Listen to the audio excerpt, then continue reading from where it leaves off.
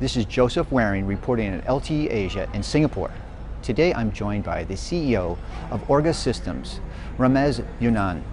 Welcome, Ramez, and thanks for joining me today.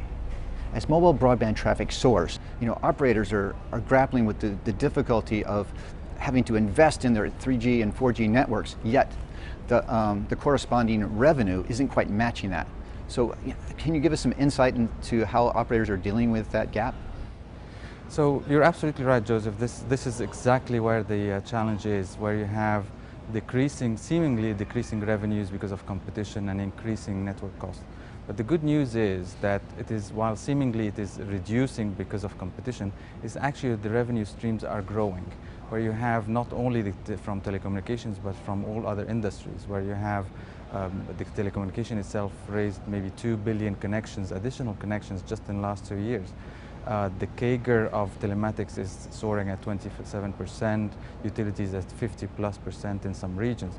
So in fact, there are more revenue streams. So the not so good news is that they're all using networks where if we actually continue to pump in linearly the necessary equipment and network resources to provide for this, we're seeing the network costs quadrupling. So the math tells you that you're going to have a very bad EBITDA at the end of the day. So you have to do something different. So the one different thing you have to do is to be able to continuously increase your offerings to pump up the revenues for different streams of revenue while reducing your cost of network resources. So this is where policy management comes in. Absolutely, and this is where one of the key building blocks of solving this saga, in fact. The policy management, what it does to you is that it regulates the network resources and redistributes it to your consumers and whether they're business or consumers, based on the tariff that they're on. So if you have a low-end consumer who's draining your resources, you are able to detect this in real time, slow it down to this particular subscriber, and pump it up during the peak hours to your business consumer or business customers who are more profitable, and therefore you are able to increase the customer experience, and by increasing the customer experience you increase the loyalty of that customer, reducing the churn and continuously improving your margins.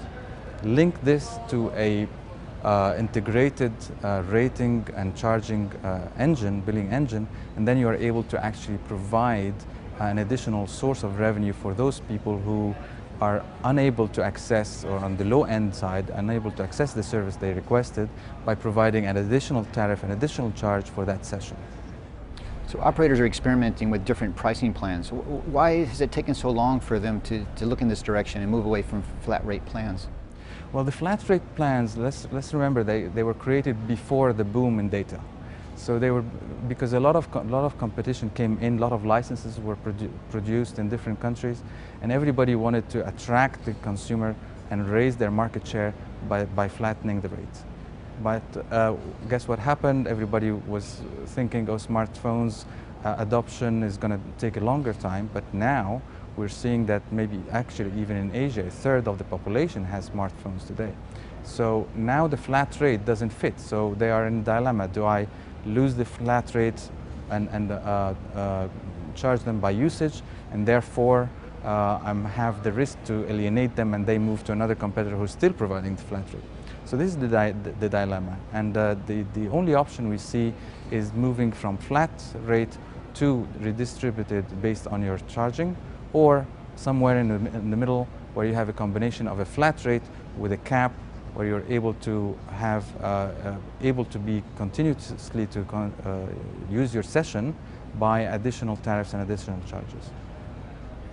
In your presentation yesterday, you talked about barriers to personalization, to service personalization. How could telcos better tailor their offerings and narrow the segment instead of going for a mass market approach? Well, historically we only needed voice. So mass offering were very similar. We all want to talk. Some of us talk longer than others, but that's about it.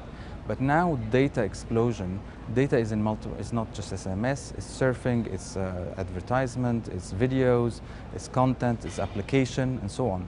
And the application itself, they soared 7 times during the last few years, and it's going to continue to do so.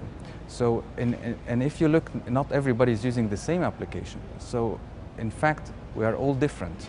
So this is where now the operators need to stop focusing on providing just access, but actually providing the suitable personalized access. So when you have an integrated policy management, rating in real time, charging in real time, then you're able to detect what network the consumer is actually using, being able to adapt the tariff in real time to provide them with personalized tariff or personalized offering where you are today.